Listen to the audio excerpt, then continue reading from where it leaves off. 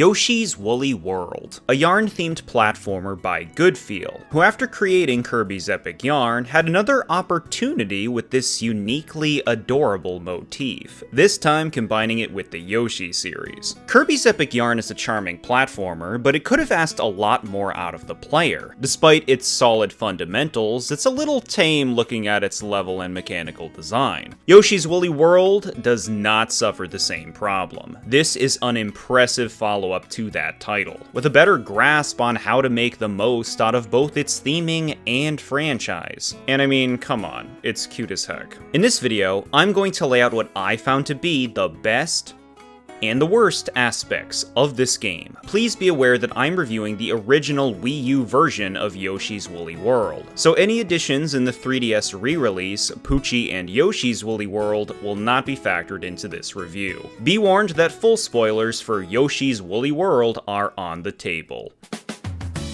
The best. Number 1, a masterful presentation. As much as I'll compliment Epic Yarn for its delightful and original art style, Woolly World takes the yarn aesthetic to a whole new level. This game looks beautiful. Fully embracing a 3D visual style not only grants this world a wonderful sense of depth, but it's also not as limiting as Epic Yarn's 2D one, allowing the yarn and crafting themes to be expressed in a lot more ways. Nearly everything you see is presented in this style, for a very imaginary world, like someone threw it together on the floor of a craft room. You get a great sense of this just looking at how water and lava are represented. A vibrant color palette absolutely sings in this style, and it's a perfect pair to the Yoshi series, which already boasts a lot of popping color. Woolly World's got loads of variety when it comes to locations, and the soundtrack's no slouch on providing pleasant, cozy tracks that fit each atmosphere. It's also clean and adorable. Even the creatures themselves are cleverly designed using yarn. Just look at Poochie. Look at the spiders even. They share smooches. Yoshi looks cuter than ever in this game. The way he waddles around, gets flustered in spooky environments, and just like Kirby and Epic Yarn, visually transforms his body with yarn to accentuate his movement. There are tons of Yoshis to find, with all sorts of endearing patterns. Hot Cocoa Yoshi? Bro, the purity. Each level has 5 bundles of Wonderwool you can find to reknit various Yoshis that you can then play as, and this is really smart collectible design. It's fun grabbing variously colored bundles and wondering what the Yoshi will look like by the end, and they're always really cute. This is a very elegant blending of theme and collectible, and it sure as heck motivates the player to want to grab them all. Yarn's unsurprisingly well paired to the Yoshi series. Turning the usual eggs used as ammunition into yarn balls lets you interact with the world around you in a more unique way than eggs ever did, filling in various objects and platforms for use. The developers thought about how turning the eggs into yarn balls would change your capabilities. Uninspired change, and only one of many new ideas making use of the yarn theme, which brings me to number 2, creative and engaging concepts. It's easy to have a good time playing Woolly World, and a lot of the fun comes from trying to collect everything. With beads, stamp patches, flowers, and wool bundles to pick up, you're constantly on the lookout for collectibles and secrets. And with how robust these levels can be, filled to the brim with things to find, you'll have to do some really thorough combing if you want to grab it all. The crypticness can sometimes get out of hand, but the fact that some things are so well hidden makes trying to get everything more absorbing, since you have to stay observant at every moment. If you do miss something and need to play a level again, the game at least considerately marks anything you grabbed on a previous run, so it's clear when you find something you didn't get before. The real strength of Woolly World doesn't come from its collectibles though, rather the many novel concepts and mechanics you can mess around with. In fact, nearly every level presents a new idea. Curtains, scarf rolls, spooky scraps where things become tangible as a shade moves around, guiding a wiry chain chomp and filling it with yarn to press switches, enemies that can become platforms when hit with yarn, just relentless creativity surrounding the theme, and most concepts are only used in a single level before moving on to something completely different. With how polished a lot of these novelties are, their limited use is almost wasteful. New gimmicks ensure every level feels fresh and interesting, and there are even a few returning concepts from Yoshi's Island. The secret levels are an especially great reward for snagging all of a world's flowers, as they often present very unique challenges, the standout being World 2's Perils of the Perplexing Pyramid, which is centered around manipulating various enemy movement patterns to hit switches and progress. This game's got some really stimulating ideas, but with all that said, one of Epic Yarn's more lackluster elements has returned: transformations, but they've at least been improved. Now they're only used in timed areas, so you spend much less time with any one of them overall. In fact, they're almost underused. They seem included out of tradition more than anything else, and most of them are just Yoshi versions of forms from Epic Yarn, just with more focused challenges to make the most of their abilities, as well as no penalty for messing them up. I do want to give a shout out to this game's mellow mode, a great option for those not looking for challenge who just want to vibe with the game's easygoing atmosphere. This is also an easy game to play with others, and it's fun to pick your own Yoshis. In fact, Amiibo can be used to unlock a huge variety of patterns, based on other video game characters, which is one of their more satisfying utilities. Despite being a strong experience overall, Woolly World's not without weaknesses, mostly coming down to a few lackluster design choices, as well as some things that failed to hit their full potential. Let's get into it.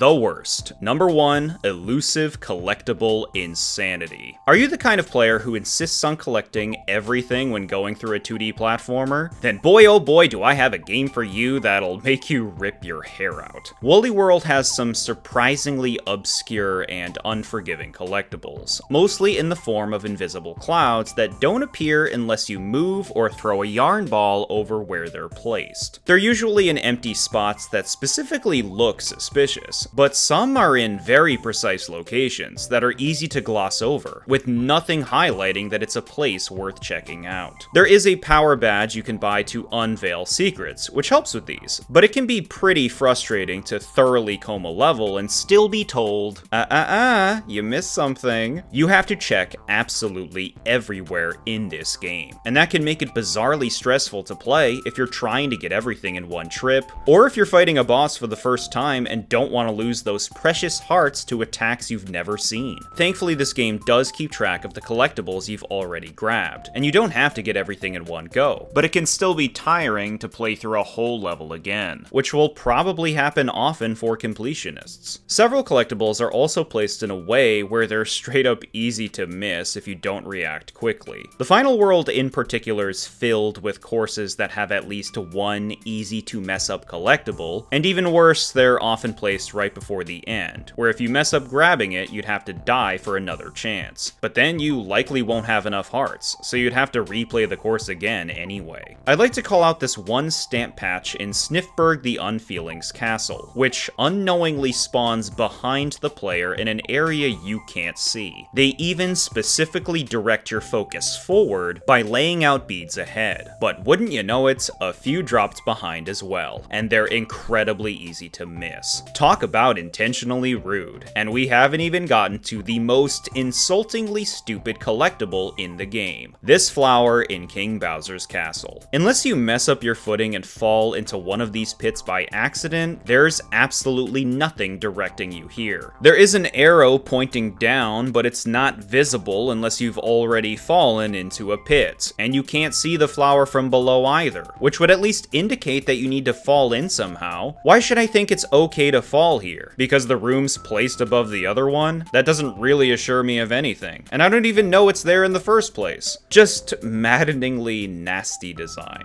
Number 2, beads and power badges. Beads are a nice thing to collect, all shimmery and colorful, but dang do I wish they had a better use. Kirby's Epic Yarn had some items and upgrades you could purchase with beads to decorate your apartment, and it felt pretty rewarding. Woolly World doesn't have anything like that, and beads are entirely primarily used to purchase power badges. An interesting system that kind of lets you augment your playthrough of a level with various effects that often make you stronger or more able to stay alive. That's the thing though, most of these effects aren't really things a lot of experienced players want to make use of, because they're engineered to make the game easier, not more interesting. Since beads are a resource you're actively collecting, you're discouraged from spending them on effects if you don't really need them, which makes the entire system largely underutilized for more skilled players. The best use for badges is in cleaning up courses for things you might have missed, but some can be completely broken in the right place. Power badges sadly feel like a wasted concept, since, like I said, they're mostly geared around making the game easier, and having them come with a cost, excusing the occasional freebie, there's really just little incentive to use them. And because of that, your massive trove of beads feels pretty pointless. Bonus games, a classic inclusion for the Yoshi series, seem to have been included here for that fact alone, because man are these lame. I like that they take advantage of Yoshi's abilities instead of being entirely unrelated minigames, but there was no passion put into these, and all they give out is more beads. If anything, the bonus game just makes it take longer to get to the next level, and that's not a good verdict. The player should want to play the bonus game. Bonus games also could have been a nice opportunity to get more use out of the transformations. But ultimately, I just wish the beads had more value. I doubt designing Yoshi patterns was that difficult, so a small shop or something where you could spend beads to unlock patterns would be a fantastic solution to their lackluster presence. Number 3, a few more things. I'm just gonna list these off. The absolutely final level, Wonderful World of Wool's, unsurprisingly frustrating, since, oh boy, it has no checkpoints and multiple ways to die instantly, sending you back to the start to do several unrelated segments over again, to get back to the part you were actually struggling with. I'd have more fun actually being able to experiment and practice the parts I'm struggling on. But no, games have seemingly decided it's more challenging doing everything in one go, a mentality that only makes things monotonous. On that note, not all of these level gimmicks are great. The magic carpet's pretty boring for how long it takes to explore with it thoroughly, and the fuzzy, clinging level messes with Yoshi's jump in kind of a strange way that makes his movement unpredictable. I still don't love digging forms for how digital they feel to control, but this one's at least barely used, and feels smoother than Epic Yarn's. The boss tent dials up boss speeds to pretty nutty levels that can feel infuriatingly cheap.